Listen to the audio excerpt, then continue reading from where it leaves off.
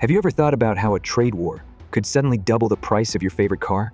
What if a change in global trade rules meant your next ride might cost way more than you expected? Today, we're breaking down a story that might seem complicated at first, but it really hits close to home. Canada's been smashing its electric vehicle goals and now faces a serious challenge with talk of a 100% tariff on its cars and metals from the US.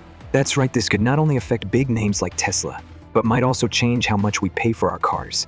With Canada even considering a pivot to the European Union, we're about to see some major shifts in the auto world. Stick with us as we unpack what this could mean for the vehicles we rely on every day, in plain and relatable terms. Chapter 1, Canada's Green Revolution in Motion. Canada's journey towards a greener future began several years ago, with a bold commitment to making electric vehicles (EVs) a central part of its transportation future. In 2019, Canada set a target. By 2025, 1 in 10 vehicles sold in Canada would be electric.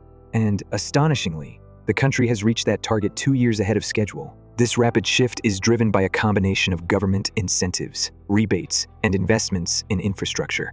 As of 2023, Canada has over 500,000 zero-emission vehicles, ZEVs, on the road, a significant increase from less than 50,000 in 2017. Moreover, with an expanding network of charging stations and growing consumer demand for cleaner vehicles, Canada's electric future is looking brighter than ever. Notably, Canada's drive towards electric vehicles isn't just about consumer adoption. The Canadian government has been investing heavily in the EV supply chain, including in critical minerals like lithium, cobalt, and nickel, essential materials for EV batteries. Canada's mineral resources are considered some of the most important globally, and the country's mining sector is being reimagined to meet the increasing global demand for green technologies.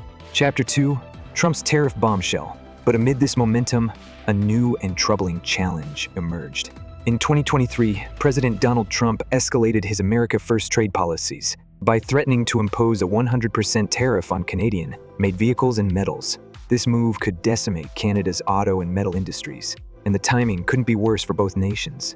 To put this into perspective, in 2023, trade between the US and Canada surpassed $900 billion. Of that, Canada exported over $350 billion worth of goods to the US in 2023. Approximately 88% of vehicles produced in Canada were exported to the United States. Pickup trucks assembled in Ontario, SUVs from Quebec, vehicles that are integral to the American car market. If Trump's tariff threat becomes reality, the cost of a Canadian vehicle exported to the US could skyrocket. A 100% tariff would essentially double the price of a $40,000 SUV to $80,000, potentially causing US consumers to abandon these vehicles in favor of domestic alternatives. It's a move that could disrupt everything from Ford trucks to the iconic Canadian-made Chevrolet Silverado. Chapter 3, the Canadian counterattack, a 100% tariff on Tesla. In response, Canadian politicians are exploring drastic measures. One of the most talked about ideas? A 100% tariff on Tesla vehicles. Why Tesla, though? After all, it's not just another car company. It's one of the world's most valuable companies, valued at over $1 trillion, and it plays a pivotal role in shaping the future of electric vehicles. Tesla is an American powerhouse. It's also Canada's largest EV seller, with more than 50,000 Teslas sold in Canada in 2024 alone. The Model 3 and Model Y are particularly popular. But what's more important than just the sales numbers is Tesla's reliance on Canada's vast mineral wealth for battery production: lithium from Quebec, nickel from Sudbury, and other key materials from across the country. A 100% tariff on Tesla would have immediate consequences. A $50,000 Model Y could jump to $100,000, effectively killing Canadian sales. But the impact wouldn't stop there. Tesla's entire North American supply chain relies heavily on Canadian resources. By imposing tariffs, Canada would be sending a clear message. If you want our minerals, you'll have to play fair, or we'll sell them to Europe or China. Chapter 4, can Canada pivot to the European Union? But what if Canada is serious about shifting its trade focus entirely? The European Union is becoming an increasingly attractive partner for Canada, particularly after the signing of the Comprehensive Economic and Trade Agreement (CETA) in 2017. Under CETA, 98% of goods traded between Canada and the EU are now tariff-free, making European markets much more accessible. In fact, Canadian exports to the EU have grown significantly since the agreement's implementation, rising by 30% by 2024. And with the EU's rapidly growing electric vehicle market driven by climate goals and the push for cleaner industries, Canada's mineral wealth could become even more valuable to European manufacturers like Volkswagen, BMW, and Renault.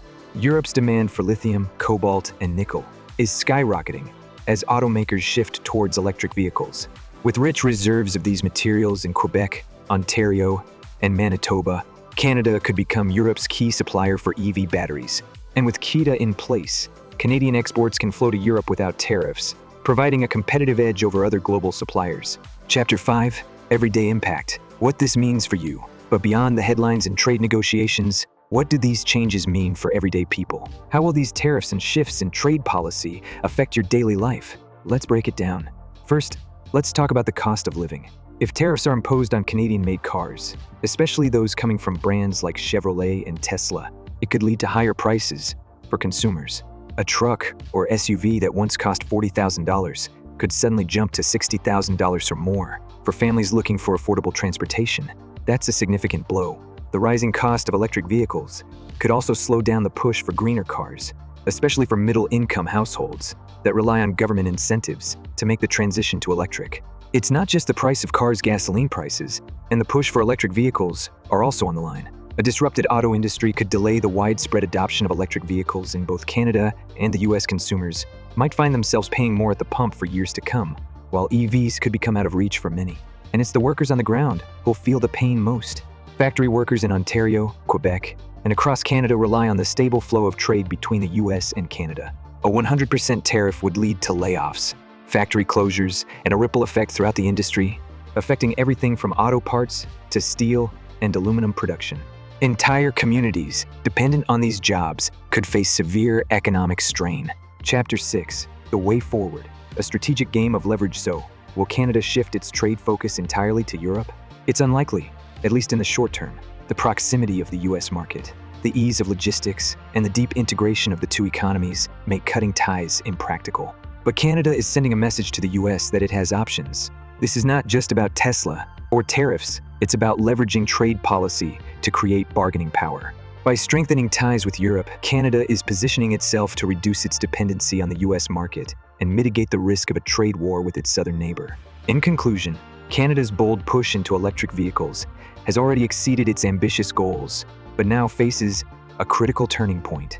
With Trump's looming threat of a 100% tariff on Canadian vehicles and metals, the long-standing US-Canada trade relationship is on shaky ground. In response, Canada isn't sitting idle. It's considering a daring countermeasure that targets even marquee brands like Tesla, while also exploring the lucrative promise of deeper ties with the European Union. This potential pivot not only challenges traditional North American trade dynamics, but could also spark a global realignment in the automotive and energy sectors. So, as the high-stakes tit-for-tat trade war unfolds, we're left with pressing questions. Will the US relent, or could Canada's leverage with the EU become the catalyst for a new era in global trade? Only time will tell. Thanks for watching. And if you enjoyed this deep dive into the evolving landscape of international trade and electric vehicles, make sure to like, comment, and subscribe for more updates on this developing story of a slower energy transition and higher costs for consumers. While Canada and other countries stand to gain a competitive edge, the global push for cleaner energy and greener vehicles is inevitable. How the US adapts to this shift will determine its standing on the world stage. For American consumers, workers, and the economy, the time to reconsider tariffs and trade policies in the electric vehicle sector is now. Will the US act before it is too late? Let us know in the comment below what your thought. The world now stands at a crossroads. The decisions made today by governments, corporations, and global policymakers will determine whether this trade war propels economies towards self-sufficiency or drags them into prolonged volatility. One thing is certain: this trade war is not just a battle between two nations, it is shaping the future of global trade as we know it. So, what do you think? Is this economic confrontation a necessary step toward independence? Or is it a dangerous game that could lead to long-term economic hardship? Let us know your thoughts in the comments below. And if you want to stay updated on the latest developments in global trade, don't forget to subscribe for more in-depth analysis and discussions on the evolving economic landscape. The world now stands at a crossroads. The decisions made today by governments, corporations, and global policymakers will determine whether this trade war propels economies towards self-sufficiency or drags them into prolonged volatility. One thing is certain: This trade war is not just a battle between two nations, it is shaping the future of global trade as we know it. So, what do you think? Is this economic confrontation a necessary step toward independence? Or is it a dangerous game that could lead to long-term economic hardship? Let us know your thoughts in the comments below. And if you want to stay updated on the latest developments in global trade, don't forget to subscribe for more in-depth analysis and discussions on the evolving economic landscape.